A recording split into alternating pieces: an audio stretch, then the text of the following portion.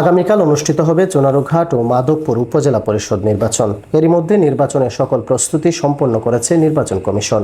সকাল 8টা থেকে বিকেল 4টা পর্যন্ত চলবে টানা ভোট গ্রহণ। এরই মধ্যে নির্বাচনী সরঞ্জাম কেন্দ্রে কেন্দ্রে পাঠানো হয়ে গেছে। চুনারুঘাট উপজেলায় চেয়ারম্যান পদে 5 জন, ভাইস চেয়ারম্যান পদে 7 জন এবং মহিলা ভাইস চেয়ারম্যান পদে 5 জন প্রার্থী প্রতিদ্বন্দ্বিতা করছেন। এই উপজেলায় মোট ভোটার সংখ্যা 2,48,908 জন। চুনারুঘাট উপজেলায় 85টি কেন্দ্রে সকাল 8টা থেকে বিকাল 4টা পর্যন্ত একযোগে ভোট গ্রহণ অনুষ্ঠিত হবে।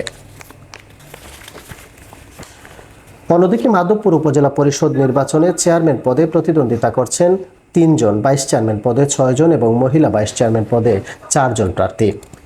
এ উপজেলায় মোট ভোটার সংখ্যা 2,72,765 জন।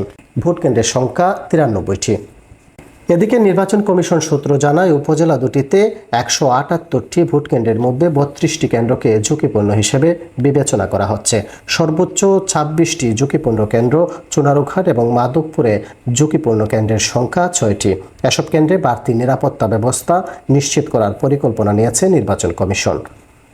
অপরদিকে নির্বাচন সুষ্ঠু ও শান্তিপূর্ণ করতে তৎপর রয়েছে আইনশৃঙ্খলা বাহিনী। নির্বাচনের দায়িত্ব পালন করবেন 1,500 পুলিশ সদস্য, 2,000-এর বেশি আনসার সদস্য এবং 10 প্লাটুন বিজিবি। এছাড়া সার্বক্ষণিক দায়িত্ব পালনে থাকবে র্যাব ও জেলা প্রশাসনের মোবাইল স্ট্রাইকিং ফোর্স। ভোটের আগের দিন রাত থেকেই নিরাপত্তা নিশ্চিতে কাজ করবে আইনশৃঙ্খলা বাহিনী।